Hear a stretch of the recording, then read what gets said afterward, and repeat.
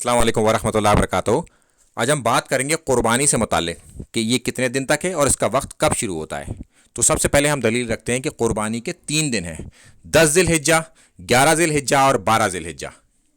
اور اس میں جو افضل دن ہے وہ 10 ذی الحجہ یعنی کہ عید کی نماز کے بعد، یعنی کہ عید کا دن۔ اب اس کے آگے ہم چلتے ہیں کہ شیخ حافظ زبیر علی زئی کی ہم تحقیق لگاتے ہیں اس میں کہ وہ کہتے ہیں کہ عید کے علاوہ 2 دن اور قربانی کی جا سکتی ہے۔ وہ تمام تحقیق کرنے کے بعد اس بات کو کہتے ہیں۔ یہ ہمیں اس بات کے لیے لگانا پڑا اس لیے کہ کئی سارے سلفی علماء نے اس بات پر لوگوں کو ابھارا ہے کہ چوتھے دن بھی قربانی کی جا سکتی ہے۔ اب ہم چلتے ہیں اس حدیث کی طرف جو کہ کلیئرلی بیان کرتی ہے، صحیح سند کے ساتھ ہمارے پاس موجود ہے کہ عید کے علاوہ 2 دن اور یعنی کہ 10 ذی الحجہ، 11 ذی الحجہ اور 12 ذی الحجہ، تو یہاں سے بھی وہ 3 دن بنتے ہیں۔ اور جو بعض سلفی علماء اس حدیث سے پلی لیتے ہیں، یہ حدیث ہی ضعیف ہے کہ جس میں یہ کہا گیا کہ ایام تشریق کے تمام دن قربانی کے ہیں، تو یہ حدیث ضعیف ہے۔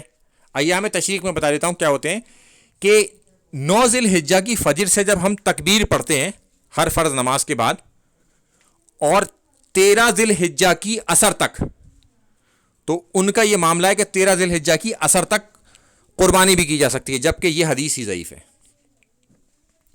اب ہم چلتے ہیں کہ اگر کوئی شخص عید کی نماز سے پہلے قربانی کر لے گا تو وہ عید کی نماز کے بعد دوبارہ قربانی کرے گا، ٹھیک ہے، اور اللہ کا نام لے کے کرے گا، یعنی کہ وہ والی قربانی اس کی نہیں مانی جائے گی۔ اب ایک صحابی رسول صلی اللہ علیہ وسلم نے عید کی نماز سے پہلے قربانی کر لی، تو جب انہوں نے اللہ کے رسول صلی اللہ علیہ وسلم سے معلوم کیا تو انہوں نے کہا کہ تمہیں دوبارہ سے قربانی کرنی پڑے گی۔ تو انہوں نے بتایا کہ میرے پاس 2 بکریاں اور ایک پٹھیا ہے جو کہ دودھ پیتی ہے، مگر اس کا گوشت ان سے بہتر ہے۔ تو اللہ کے رسول صلی اللہ علیہ وسلم نے انہیں اس بات کی اجازت دے دی، مگر یہ راستہ پھر بند کر دیا، یعنی کہ باقی لوگ دودھ پیچے بچے کی قربانی نہیں کریں گے، یہ ان کے لیے خاص تھا، باقی کے لوگوں کے لیے یہ کافی نہیں ہوگا کہ وہ دودھ پیتے بچے کی قربانی کریں دوبارہ سے۔